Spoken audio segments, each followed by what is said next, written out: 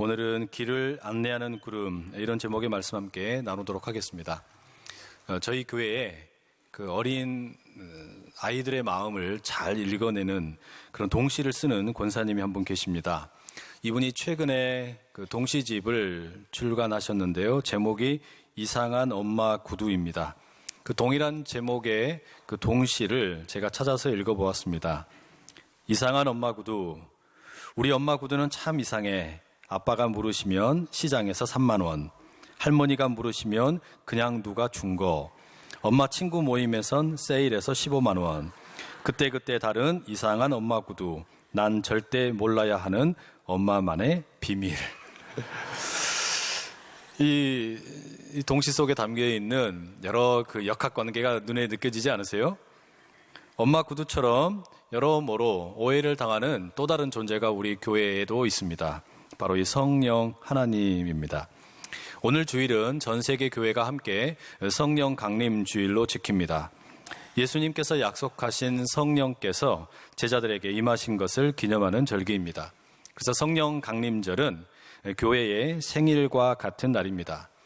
예수님께서 허락하신 구원에 대해 확신이 없던 사람들에게 성령께서 찾아오셔서 깨닫게 하시고 구원의 문을 활짝 열어주시고 또 교회가 시작되게 하셨기 때문입니다. 문제는 이렇게 귀한 성령에 대해서 어떤 분들은 너무 지나치게 강조를 하고 또 어떤 분들은 성령님을 너무 무시하는 이런 모습이 교회 안에 공존하고 있다라는 점입니다.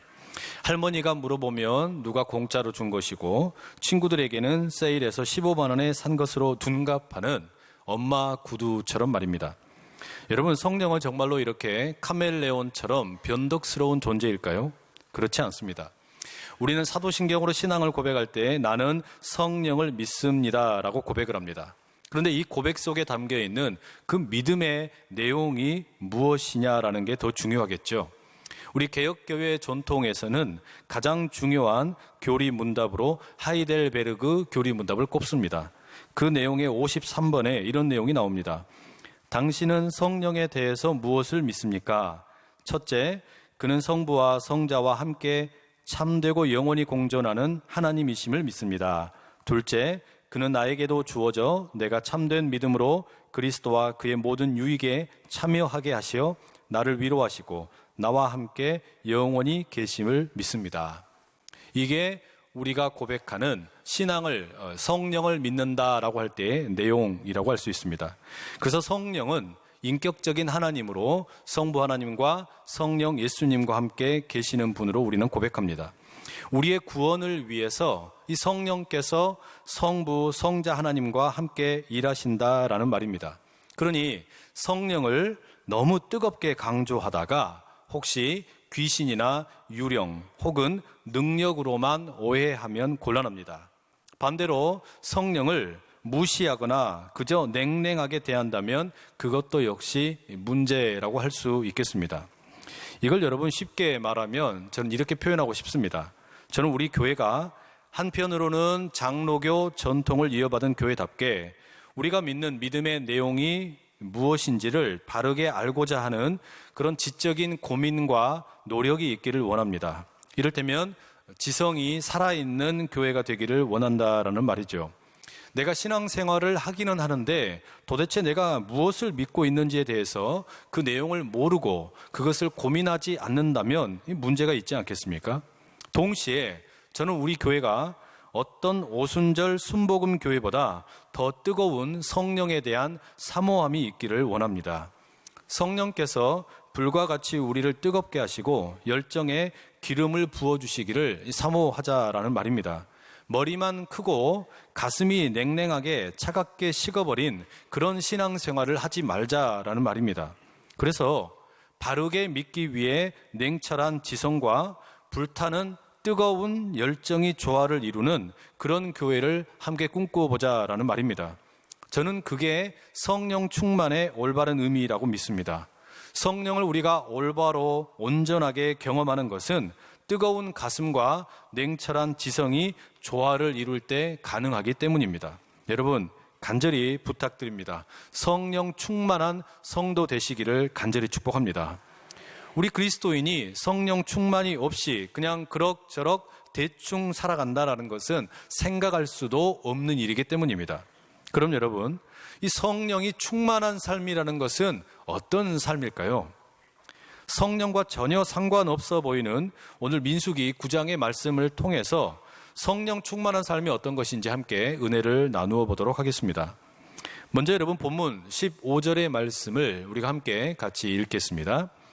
성막을 세운 날에 구름이 성막 곧 증거의 성막을 덮었고 저녁에 되면 성막 위에 불 모양 같은 것이 나타나서 아침까지 이르렀으되.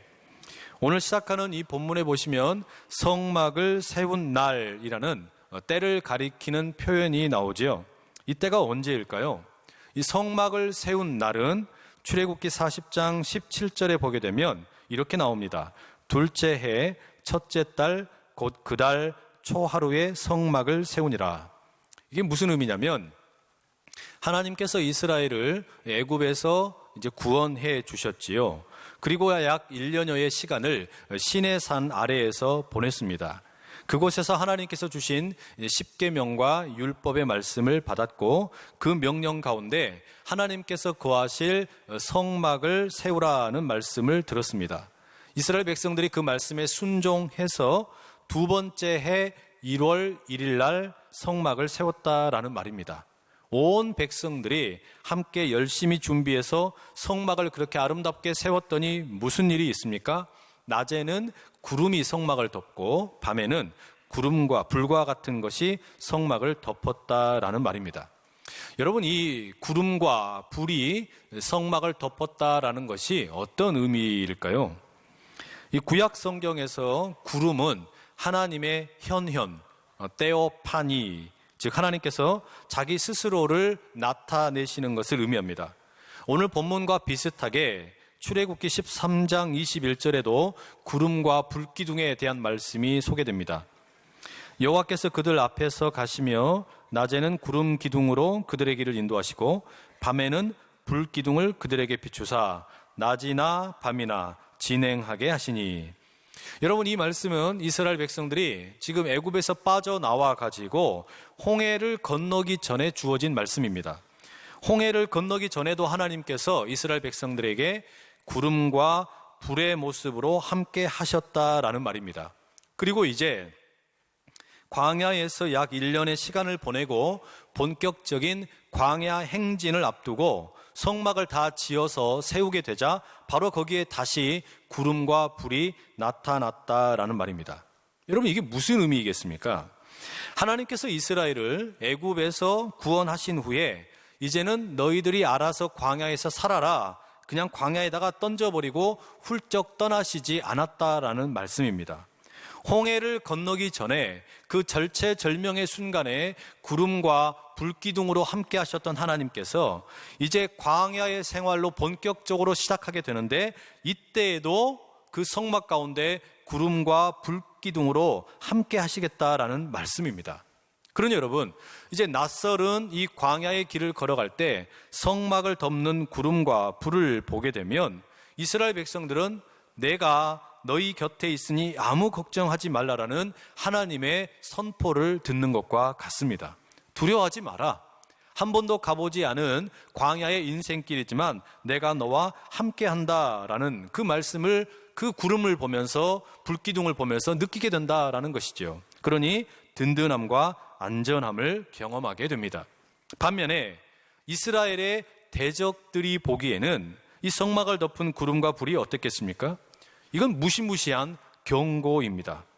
이 백성들은 내 거다. 너희들 혹시라도 이스라엘을 건드리면 애굽을 내가 박살낸 것처럼 너희들도 혼쭐을 내겠다. 하나님의 경고장이 되는 겁니다.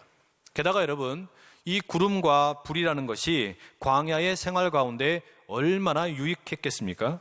이 광야의 낮은 숨이 턱턱 막힐 정도로 열기가 가득했기 때문에 구름이 그들에게 시원한 그늘을 만들어주는 것이고 밤에는 몸을 움츠러들게 만드는 추위가 있었는데 이 불이 있다라는 것은 따뜻한 온기를 제공해 주게 되는 겁니다. 여러분, 이게 성령 충만입니다.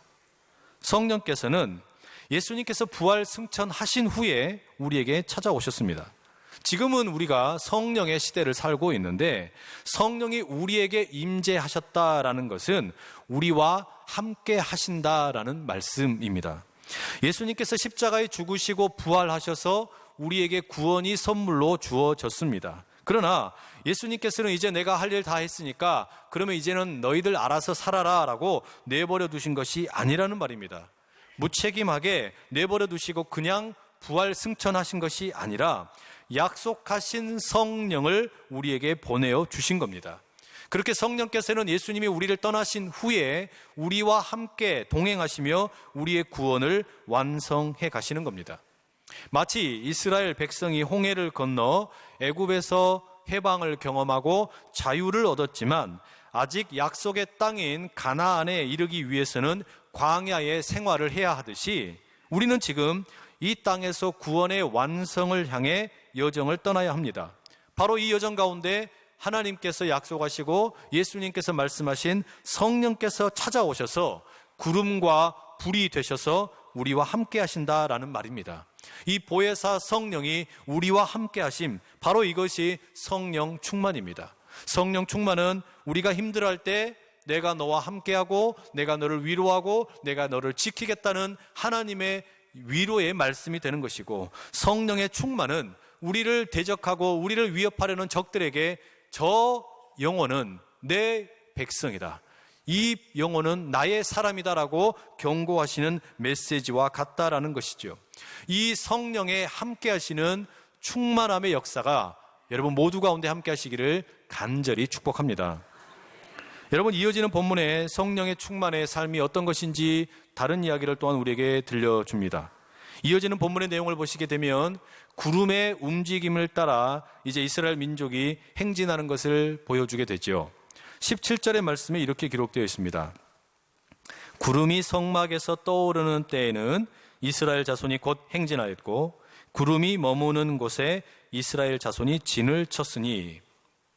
여러분, 이 구절의 핵심되는 내용이 뭡니까? 이스라엘 백성들이 구름이 성막 위로 떠오르면 행진을 하고 구름이 멈춰 서게 되면 함께 머물렀다라는 말입니다. 이런 구름의 움직임을 이어지는 18절에서는 이렇게 말합니다. 이스라엘 자손이 여호와의 명령을 따라 행진하였고 여호와의 명령을 따라 진을 쳤으며 구름이 성막 위에 머무는 동안에는 그들이 진영에 머물렀고, 이 구름의 움직임을 여호와의 명령이라고 말합니다. 이스라엘이 하나님의 명령을 따라 움직이는데 바로 그 구름을 보고 움직이는 것 아닙니까? 구름이 바로 하나님의 명령과 같다라는 겁니다. 그래서 구름이 오래 머무르면 그곳에 오래 머물고, 머무는 그 어떤 기간이 짧으면 잠시만 머무르고, 심지어 기간에 관계없이 구름이 성막 위에 오랫동안 있으면 움직이지 않고 행진을 멈춰 섰다라는 겁니다. 여러분, 이게 의미하는 것은 이 이스라엘의 광야 여정이 온전히 하나님의 뜻에 의해서 이루어졌다라는 것을 말하는 것이죠.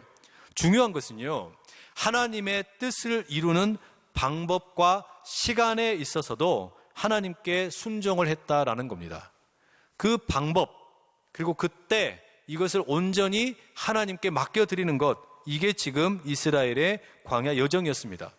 그런데 여러분, 이걸 가만히 우리가 생각을 해보면 참 쉽지 않은 일입니다. 어떤 날은 비가 오고 바람도 부는 날씨를 가질 때가 있습니다. 게다가 몸의 컨디션이 좋지 않아서 왠지 행진하고 싶지 않은, 왠지 움직이고 싶지 않은 그런 날이 있을 수 있습니다. 그런데 구름이 떠오르면 내 기분과 상관없이, 날씨와 상관없이 행진해야 되는 겁니다. 반대로 어떤 날은 미세먼지 하나 없이 화창한 날씨에다가 내 몸의 기운도 납니다. 아주 좋습니다. 그러면 이럴 때는 빨리 일어나서 행진하고 싶지 않겠습니까? 그러나 구름이 움직이지 않으면, 구름이 떠오르지 않으면 내가 아무리 원해도 기다려야 되는 겁니다. 기다리라, 이런 말이죠. 여러분, 결국은 이스라엘 백성들의 이 광야의 여정은 완전히 하나님의 구름에 순종하는 그런 여정이라고 할 수 있습니다. 기다린다라는 거 꼭 필요한 것이겠죠. 그런데 이 기다림이라는 것이 보통이 아니라는 거예요. 22절 말씀해 보면 이런 기다림에 대해서 설명을 해줍니다. 이틀이든지 한 달이든지 1년이든지 구름이 성막 위에 머물러 있을 동안에는 이스라엘 자손이 진영에 머물고 행진하지 아니하다가 떠오르면 행진하였으니.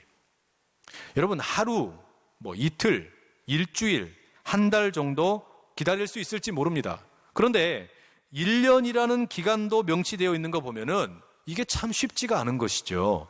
특별히 해야 할 일이 있는 것도 아니고 또 행진을 하지 말아야 될 그런 특별한 상황도 아닌데, 다만 한 가지 이유 때문에 성막에 구름이 머물러 있기 때문에 1년을 가만히 앉아 기다린다는 거, 이거 정말 쉽지 않은 일입니다.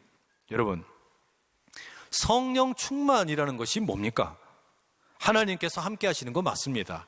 하나님께서 우리의 인생 여정에 동행하시는 것 맞습니다. 나를 지켜주시고 나를 위로해 주시고 내 대적들에게는 경고하시는 것 맞습니다. 그런데 정작 우리가 물어야 될 진짜 중요한 질문이 있는데, 바로 이 동행, 하나님과 함께 걸어가는 이 여정에서 주도적인 역할을 누가 하느냐라는 겁니다. 납니까? 성령입니까? 이 동행의 주도권은 성령에게 맡겨드리는 것, 그게 성령 충만이라는 말입니다. 성령이 충만하다라는 것은 이 하나님과 함께하는 여정 가운데 내가 주도권을 갖는 게 아니고 성령께서 주도권을 가지시고 이끌어 가도록 맡겨드리는 것. 그러니 성령 충만의 다른 이름은 기다림이라고 할 수 있습니다. 성령 충만은 내가 임의로 조작을 해서 얻을 수 있는 것이 아니라는 말입니다. 성령께서 내 인생 여정을 이끌어 가시면서 그 때와 방법을 결정하시도록 위탁을 하는 겁니다. 여러분, 우리는 때로 성령께서 나를 도우신다라고 착각을 할 때가 있습니다. 내가 돋보이도록 성령께서 이끌어 주신다고 착각을 합니다. 전혀 그렇지 않습니다. 성령 충만은 성령께서 주도권을 쥐시고 나를 이끌고 가시는 것이지, 내가 주도권을 가지고 있고 성령이 조력자가 되는 게 아니라는 말입니다. 이게 어려운 것이죠. 미국의 세들백 교회를 섬기는 릭 워렌 목사님이 오래전에 쓰신 세들백 교회 이야기 The Purpose Driven Church라는 책이 있습니다. 이 책의 제일 처음에 시작하는 내용을 보게 되면 파도를 타는 그런 어떤 이야기를 들려줍니다. 우리가 파도 타기를 배우려고 하면 어떤 장비를 구입해야 할지, 또 그 장비들을 올바르게 사용하는 방법이 무엇인지, 파도 타기를 할 수 있는 파도의 종류를 식별하는 방법이라든지, 파도 위에 올라가서 오랫동안 버티는 기술이라든지, 또 파도에서 넘어지지 않고 안전하게 내려오는 기술, 이런 것들은 배울 수가 있습니다. 그런데 절대로 배울 수 없는 것이 있습니다. 그게 뭐냐면 파도를 일으키는 방법입니다. 우리는 수없이 많은 파도 타기에 필요한 기술들을 익힐 수 있지만 절대 배울 수 없는 게 파도를 일으키는 겁니다. 성령 충만이 무엇입니까? 파도를 일으키는 것은 하나님께서 하신다라는 것을 믿고 그 하나님을 기다리는 겁니다. 파도를 타기 위해서 다른 모든 조건들은 내가 준비할 수 있지만, 그러나 정작 가장 중요한 파도를 일으키는 것은 하나님께서 만드는 거 아닙니까? 그렇기 때문에 성령 충만은 하나님의 파도를 만드시는 그 능력을 믿고, 또 구름을 움직이시는 것도 하나님이신 것을 믿고, 인생길을 안내하고 계시는 것은 내가 하는 것이 아니라 성령께서 하시는 것을 믿고 맡겨드리는 이 기다림, 바로 거기에 성령 충만의 능력이 있음을 믿으실 수 있기를 축복합니다. 우리는 파도를 만들 수는 없지만 파도를 만드시는 그 하나님을 신뢰하고 기다리게 될 때 진정한 아름다운 하나님의 성령 충만한 사람으로 쓰임받을 수 있다라는 것이죠. 마지막으로 여러분, 성령 충만이 무엇이냐? 23절에 이런 기록이 나옵니다. 곧 그들이 여호와의 명령을 따라 진을 치며 여호와의 명령을 따라 행진하고, 또 모세를 통하여 이르신 여호와의 명령을 따라 여호와의 직임을 지켰더라. 오늘 본문의 마지막 구절인 23절에 여호와의 명령을 따라라는 말이 3번이나 반복되고 있습니다. 명령을 내리시는 하나님, 하나님의 명령을 백성들에게 전달하는 모세, 그리고 그 하나님의 명령에 순종하는 백성, 이것이 여러분 가장 이상적인 하나님의 공동체입니다. 여호와의 명령을 따라 하나님께서 명령을 하시고 그 명령을 온전하게 전달을 하고 그 명령을 받은 백성이 순종하는 것, 여러분 이 모습에는 하나님과 지도자인 모세 그리고 순종하는 백성들 사이에 호흡이 척척 맞는 것을 느낄 수가 있습니다. 뭔가 어그러짐이 없이 자연스럽게 움직이고 있다라는 것이죠. 여러분, 하나님의 명령을 따라 한 호흡으로 하나님과 하나님의 백성들이 하나가 되는 거, 이거 쉽겠습니까? 이거 절대 쉽지 않습니다. 오랫동안 애굽의 노예로 생활을 했기 때문에 노예 시절의 습관을 버리고 하나님과 함께하는 것, 그 하나님의 명령을 지루하지만 기다리는 것, 이거 쉽지 않습니다. 그렇다면 왜 이렇게 하나님께서 지루하고도 따분한 기다림의 훈련을 시키시겠습니까?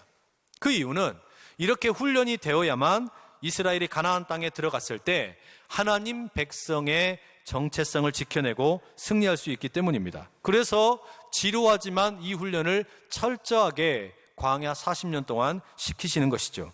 그러나 여러분, 이렇게 하나님과 함께함 그리고 하나님을 기다림, 이 훈련이 무르익게 되면 어떻게 될까요? 옛날에는 어려웠던 것이, 예전에는 내 옛 습관 때문에 불편했던 것이 점점 쉬워지게 됩니다.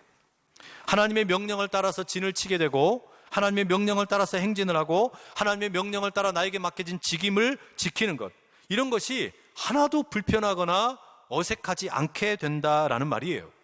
이걸 달리 말하면 하나님과 이스라엘 사이에 이제 호흡이 일치하고 리듬이 하나가 된다라는 말입니다. 여러분, 여기에 성령 충만의 궁극적인 목적이 담겨 있습니다. 성령 충만은 하나님과 우리가 환상의 복식을 이루는 것입니다. 운동 경기 가운데 복식 경기가 종종 있지요. 배드민턴이나 탁구 경기가 그렇습니다. 이런 경기에서 가장 중요한 게 뭐냐? 그 짝을 이루는 사람들의 호흡, 리듬입니다. 서로가 눈빛만 봐도 마음이 통하게 되고 함께 동일한 방향으로 움직여주는 것, 이게 중요합니다. 기다림의 훈련을 통해서 하나님과 함께하는 것을 연습을 하게 될 때 이스라엘 백성들은 지금 하나님께 전적으로 주도권을 맡겨드리고, 이 기다림이 익숙해지게 되면 이제 하나님과 호흡이 일치하게 되고 하나님의 리듬에 자신들의 리듬을 맡겨드리는 이 일들이 일어나게 되는 거예요. 이게 바로 성령 충만이라는 것이죠. 여러분, 이처럼 하나님과 환상의 복식을 이루게 되면 이게 어떤 일이 일어나게 됩니까? 하나님을 자연스럽게 신뢰할 수 있게 되는 겁니다. 하나님과 내 호흡이 일치하게 되고 하나님의 리듬이 나에게 이제는 익숙해지게 되면 지금 당장은 아무것도 보이지 않아도 분명히 하나님께서 파도를 일으키신다. 내 슬픔을 기쁨으로 바꿔내는 구름을 일으키신다. 내 연약함을 강함으로 바꿔주시는 그 파도와 구름과 불기둥이 반전이 일어난다. 여러분, 이걸 믿을 수 있게 되는 거 아니겠습니까? 그리고 때가 되면 하나님의 파도가 실제로 일어날 때, 하나님의 구름이 일어날 때, 하나님의 불기둥이 준비될 때 우리는 하나님과 호흡을 맞춰 하나가 되고 리듬으로 하나가 되어서 이제 하나님과 지루하게 되었든 차차차가 되었든 춤을 추게 된다라는 말입니다. 하나님을 신뢰하기 때문에 하나님을 기다릴 수가 있는 것이고, 때가 되면 하나님의 리듬과 호흡 가운데 내 인생을 맡겨드리게 되는 것, 이게 성령 충만의 삶이라는 것이죠. 이런 복된 성령 충만의 삶이 온 교우들 가운데, 여러분의 가정과 일터와 또 사업장과 자녀들 가운데 가득 임할 수 있기를 간절히 축복합니다.